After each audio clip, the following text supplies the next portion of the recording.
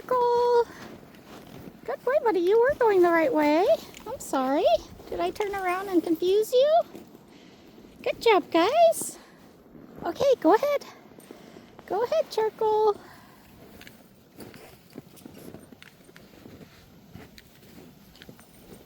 Look at that. He still got it. Oh, and Tucker went under. Whatever is easiest.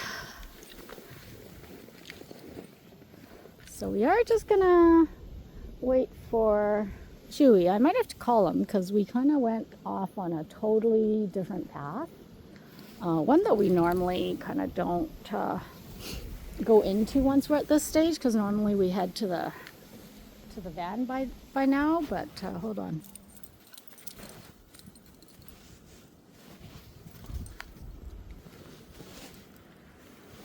Chewy!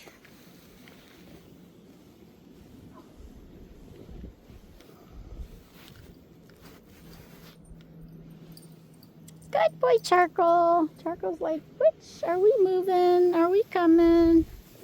Okay, let's keep. Oh, Chewy! Yeah, I was right. He was going towards the van. Good boy, buddy. Look at that athleticism.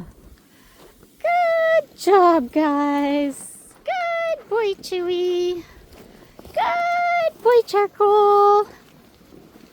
Yeah, I just thought we'd kind of take a roundabout way back. And I do always like to keep things fresh. So like I said, you know, usually we just head then towards the van, but this way we're kind of taking a roundabouts trail way of going about it. And so then it caught Chewy off guard. And it's good to do that because then they're not always relying on the same old and just going on autopilot. They're like, oh, I actually have to pay attention. Good boy, Chewy. He's like, yay, more adventure time. Good job, guys. Yeah, I double checked on Charcoal and his leg is fine. It's not shaking. So we're just gonna meander along. Hey, guys. Yeah.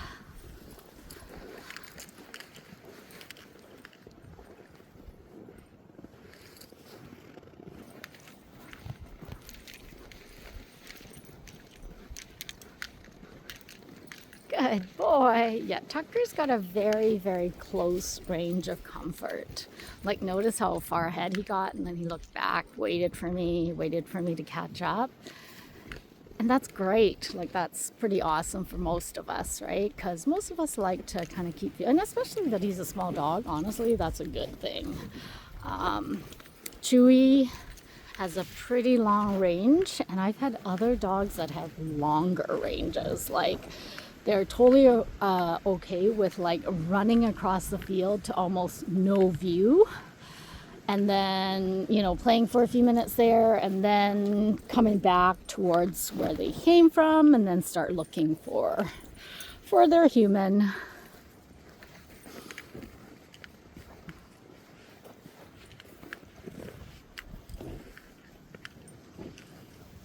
And I'm not a psychiatrist or a psychologist, but I'm always so interested in behavior.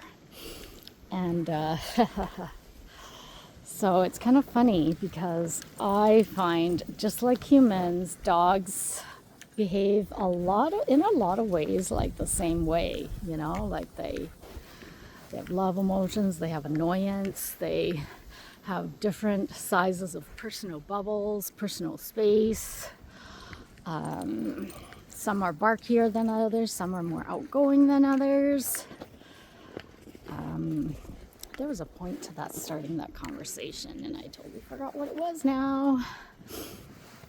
But yeah, I was gonna say, but dog behavior is a lot more simplistic to figure out or to observe, because obviously they don't have like a huge frontal lobe like we do, right? I'm sure dogs don't plan and scheme things. They don't reminisce, they don't ruminate.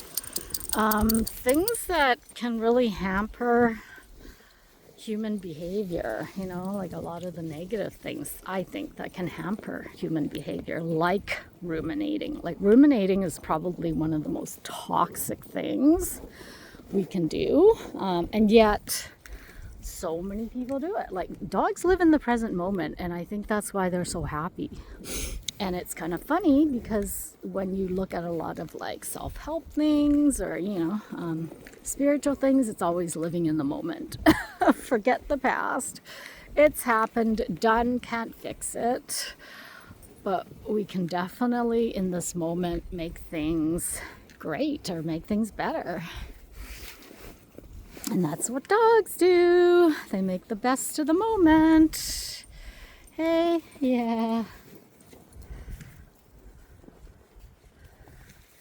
Good job, guys. And I mean, a huge example of that is like, you know, some people like, well, you know, people work, so their dogs are home all day.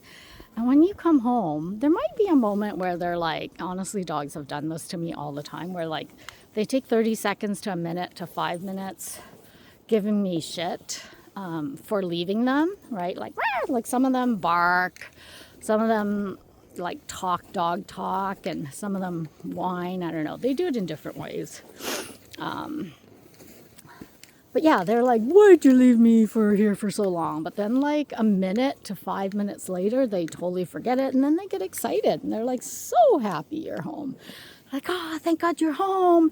Now we can play. Now we can spend time together. Now we can, you know, now we can really get life going for me.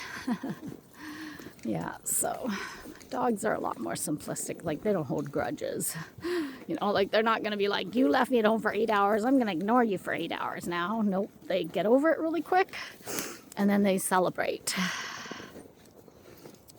So, yeah. So that's why I like dogs are my best teachers. Hey guys. They've taught me to let go of the past, live in the present moment, be happy. Just like the song, don't worry, be happy.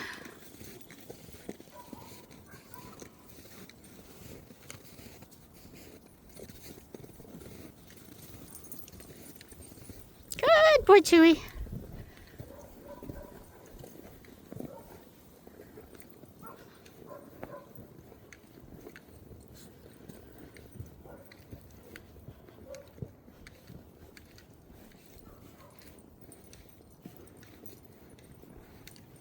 Good boy, Charcoal. Yeah, like I said, it's great to see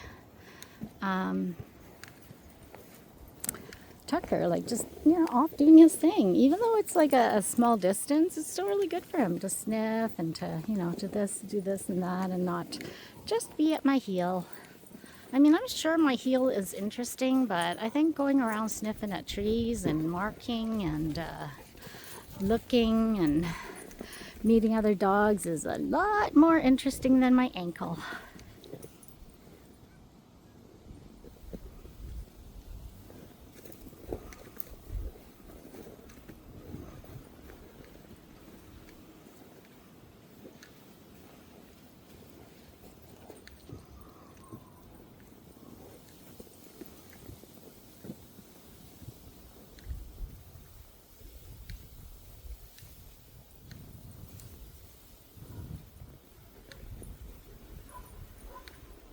Good boy, Chewy. Good boy, bud. Yeah, good job. Good job.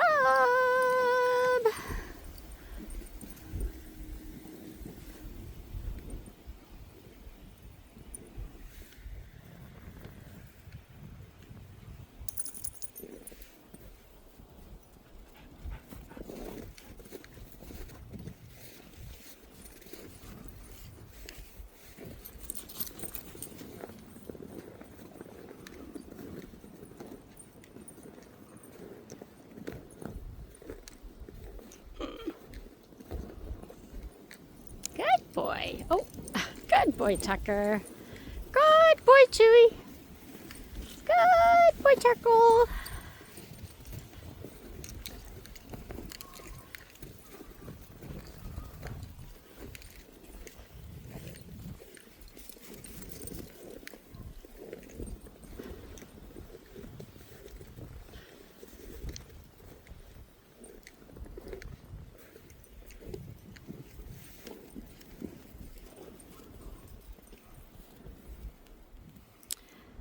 So we are going to head to the van now. We're about 5 or 10 minutes away. That's the field right there.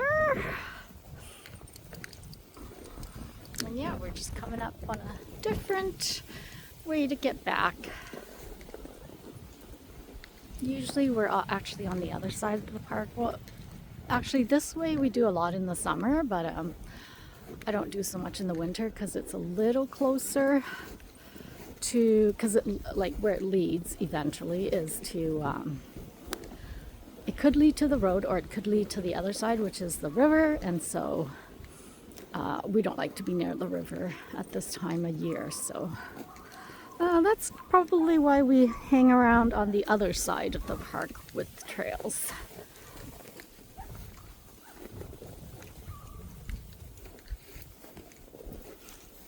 Yeah, before, like, Tucker would not leave my side, and now it's so good to see that he is. Oh, there's a cute little guy. Cute little guy. Oh, he's like, what are those called? Mini schnauzers.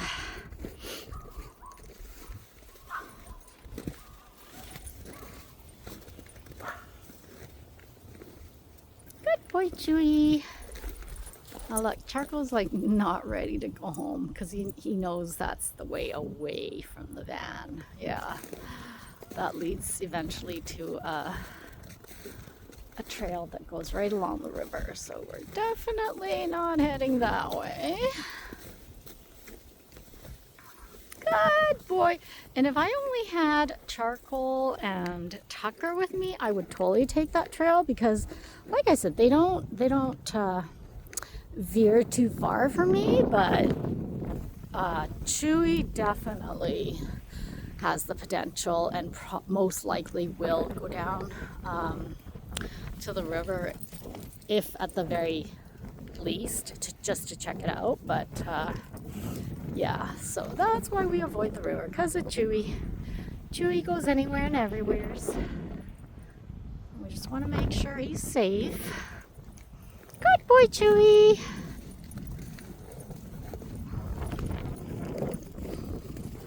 Good boy, Tucker. Yeah, it's totally windy out now that we're out in the open. So it's nice to be in those tiny little, yeah, you can see the wind now. It's a lot closer to the ground, because we're out. But yeah, when we were on those trails, it was nice because we were so enclosed that, you know, the wind just doesn't come down. It just protects us from the wind.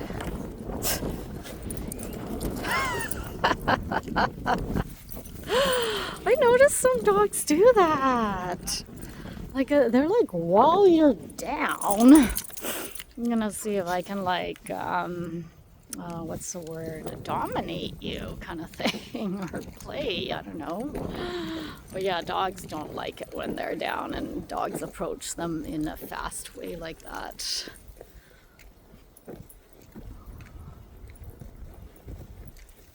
Good boy, Tucker.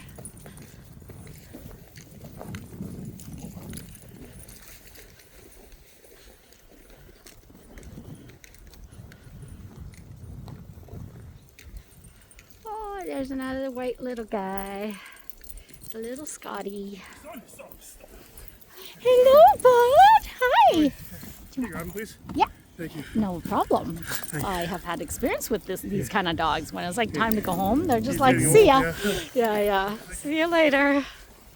Good boy. Good boy, Charcoal. Oh, you couldn't hear, I guess.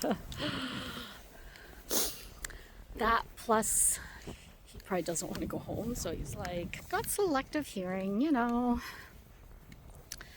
Yep, they all practice that, selective hearing. They selectively hear when it's treat time and selectively hear or not hear when it's time to go.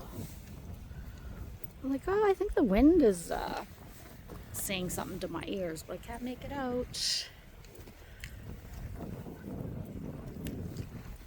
And we're just waiting on Chewy. boy Tucker, and there's Chewy. Good boy Chewy.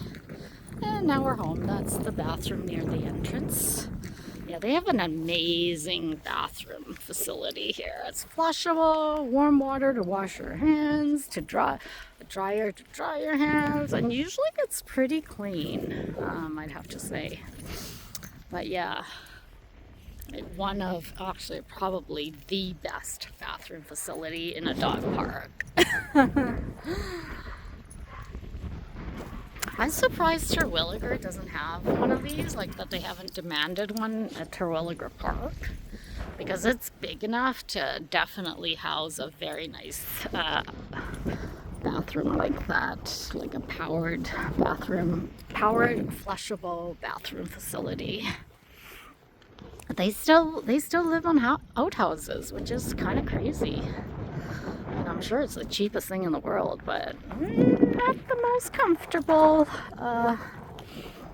bathroom, and not the cleanest. Good boy Charcoal. Good job, guys. Yeah. And you can tell when they've had enough. This is what I find with most dogs. Their tails will start to go down. Like they're just tired, you know? And at the beginning of the walks, their tails will be up, wagging, usually. But yeah, like almost every dog, when they're like starting to be tired and starting to be like, oh, okay, I think it's time to go, like their tails will go down. Except for Chewy. Chewy, it's never time to go home with Chewy. And Chewy hardly has a tail that you can't even tell. Oh, look at Charcoal. Charcoal does this. Like, he loves the outdoors. Whenever it's time to go, he legit stalls. This boy stalls when it's time to go. Like, I was rewatching a video one day. Like, because sometimes I do that. I was just like, oh, let's just go down memory lane and see on this date who I was walking. And there was this one funny video where I was like, I'm pulling out my camera because dogs are so funny. And it was Charcoal, and he, like, it was time to go, and he legit just sat in the middle of the field forever and just did not move because it was time to go. And we were all heading towards the van, and like 3/4 of the way later, and soon after I pulled out the camera and told that story, he finally started getting up and walking towards us. But yeah, he's Mr. Stall King when it comes to time to go. He's not the worst. I've had really bad dogs that like will not even come near me when it's time to go. In fact, they stay away. So kind of fun. Yeah, like they all have different personalities. It's super, super funny. And then we just have to work with it. We just have to try and outsmart these smart canines.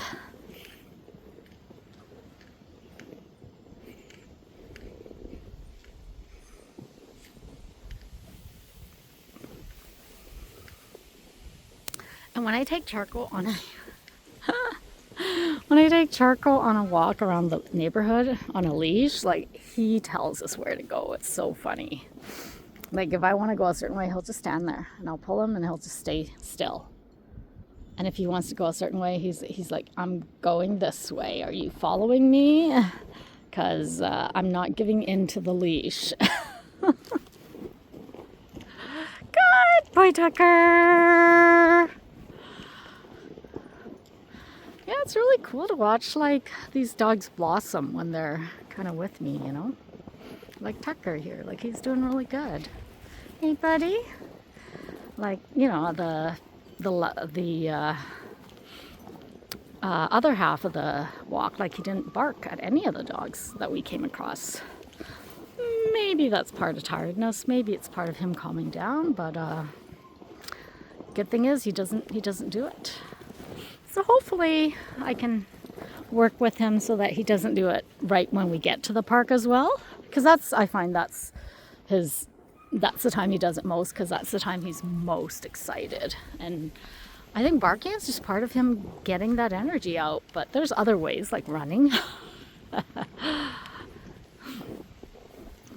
Good boy, Bud.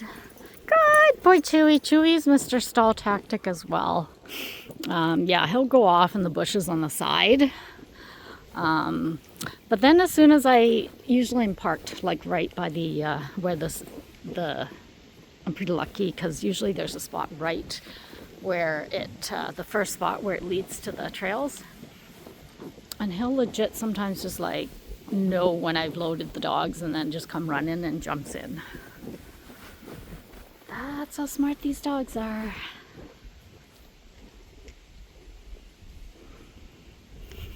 Charcoal's like, Charcoal, are you being all good now that I've talked about you? He's like, yeah, I'm always trying to prove you wrong. They do. Like every time I say they do something and then I have the camera on them, they do the opposite and they prove me wrong. And then they make a liar out of me. Like I'm telling stories about them.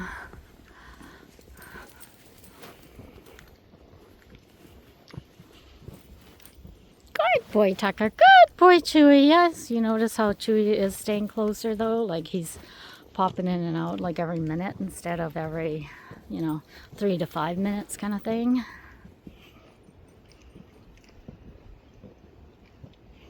Good boy, Tucker. Okay, bud. Go put your leash on. Good job. Good boy, Tucker. So Chewy and Charcoal are stalling. Here comes Charcoal. Good boy, buddy. It's like, what are you talking about?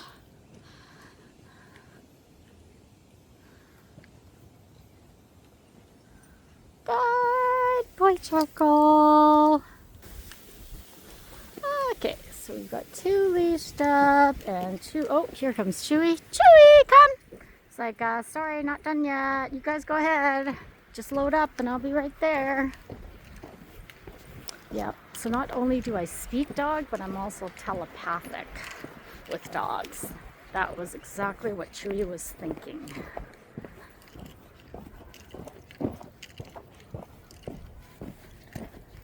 Okay, guys. Did I lock the den? I can't remember. Nope. Okay. Good job, guys. Haha. Guess look what Chewy lost. He lost privilege to this front seat. Actually, he didn't well, that's my bag of clothes to go to Goodwill that I still haven't dropped off. Look at that. Look at this boy. Look at that boy. See? See? I told you. I know these dogs. Hey, they know the routine. Sit. And they're like, okay, we're back. Where's our treat? Good boy. Good boy.